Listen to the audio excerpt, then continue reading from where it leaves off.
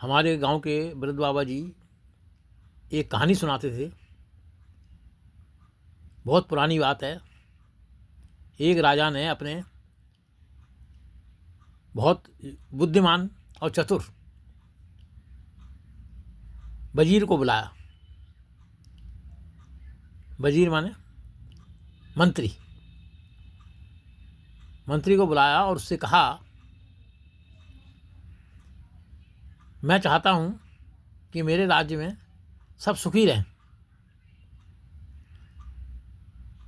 और मेरे राज्य में कोई अपराध भी ना हो।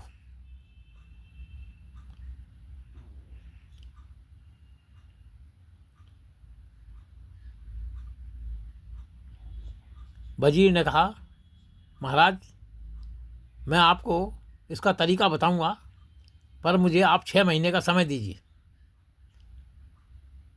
राजा ने कहा, ठीक है, आपको 6 महीने का समय दिया जाता है। वजीर ने दरबार के और होशियार बुद्धिमान मंत्री थे, उनकी एक कमेटी बनाई। कम से कम 50 लोगों की कमेटी बनाई गई और 6 महीने तक वो कमेटी इसी विषय पर काम करती रही। 6 महीने बाद कमेटी ने वजीर को जो रिपोर्ट दी, उसमें कहा गया, नंबर 1,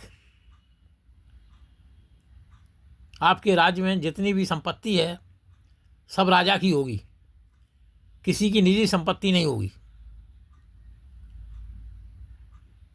इसलिए संपत्ति का कोई विवाद सुना नहीं जाएगा।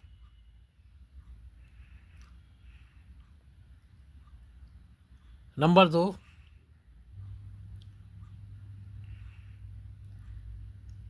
राजकार्य में सब सहयोग कर सकते हैं,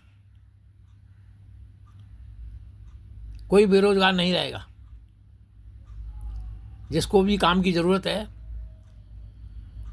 वो वजीर से कांटेक्ट करके वजीर उसे कोई ना कोई काम बता देते थे। कुछ नहीं तो पहरेदारी का काम बता देते थे, कुछ नहीं तो खेतों का काम बता देते थे, कुछ न कुछ काम बता देते थे।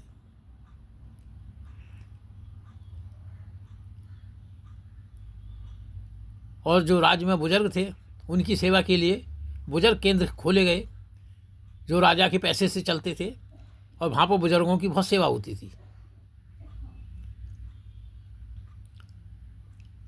सब कुछ ठीक हो रहा था। राजा इस प्रस्ताव से काफ़ी सहमत थे और उन्होंने उस कमेटी की रिपोर्ट को अपने राज्य में लागू कर दिया।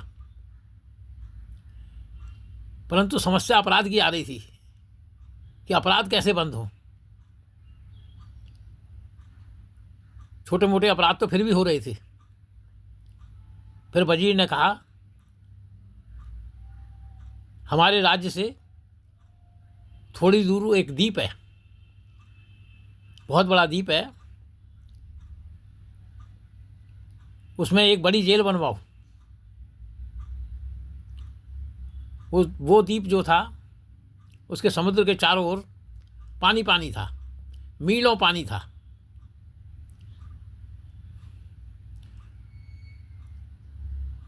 पहले भी वो जेल थी, लेकिन वजीर ने कहा उस जेल को दोबारा चालू करो, क्योंकि हमारे राज्य में अपराध नहीं होना चाहिए। इसलिए समुद्र के बीचों बीच जो जेल थी उसको दोबारा चालू किया गया। फिर भी कोई अपराध करता था तो राजा उसको मृत्युदंड नहीं देता था। राजा ने कहा, मैं अपने राज्य में मृत्युदंड नहीं दूंगा किसी को। ये तो वही बात हो गई कि मैं अपराध को रोक रहा हूँ और किसी को मृत्युदंड दे के मैं खुद अपराध कर रहा हूँ। मैं किसी को मृत्युदंड नहीं दूंगा। राजा साधारण सजा देते थे, पर वजीर के कहने पर राजा ने वजीर की बात मान ली। अव्वल तो कोई अपराध होते ही नहीं थे उस राज्य में, और अगर कोई अपराध करता था तो उसको पकड़ के वो जो द्वीप पर जेल बनाई थी, बहुत बड़ी, समुद्र के बीचों बीच जेल थी, वहाँ से कोई भाग नहीं सकता था, क्योंकि हजारों किलोमीटर दूर जेल थी। और उसका इलाका भी, समुद्र का जो था क्षेत्र था वो बहुत बड़ा था, 50-100 किलोमीटर तक का क्षेत्र था। तो द्वीप से कूद कर भी कोई नहीं आ सकता था। सिक्योरिटी बहुत टाइट थी, सिक्योरिटी बहुत टाइट थी, कोई निकल नहीं सकता था। उस जीप को दोबारा चालू किया गया, उस जेल को दोबारा चालू किया गया। तो जो राज्य में अपराध करते थे वो समुद्र के जो द्वीप था उसी जेल में हमेशा हमेशा के लिए भेज देते थे।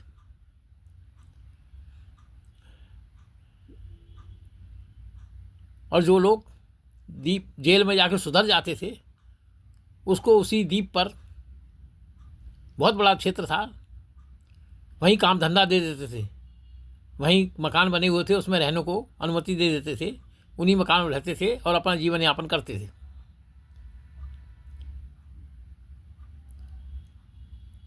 राजा को वजीर की सलाह बहुत पसंद आई। राजा ने अपने राज्य में यही आदेश निकाल दिया कि सारी संपत्ति राजा की है, संपत्ति का कोई विवाद सुना नहीं जाएगा। फिर भी अगर कोई लड़ता है तो उसको समुद्र वाली जेल में भेज दिया जाएगा हमेशा हमेशा के लिए।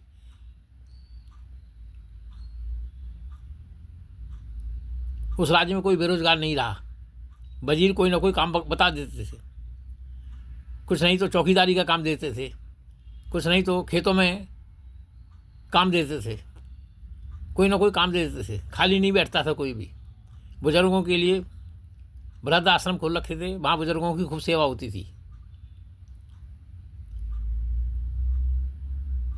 इस प्रकार हमारे बाबा जी कहते थे उस राज्य में सब सुखी हो गए और सारे अपराध बंद हो गए, कोई अपराध होता ही नहीं था।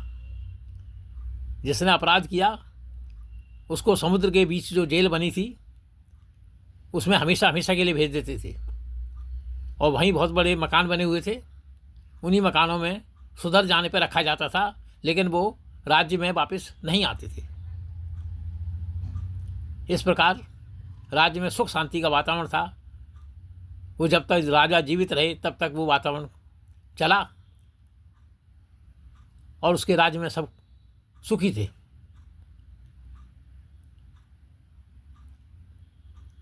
धन्यवाद। वीडियो अच्छा लगे शेयर करना, लाइक करना, सब्सक्राइब करना।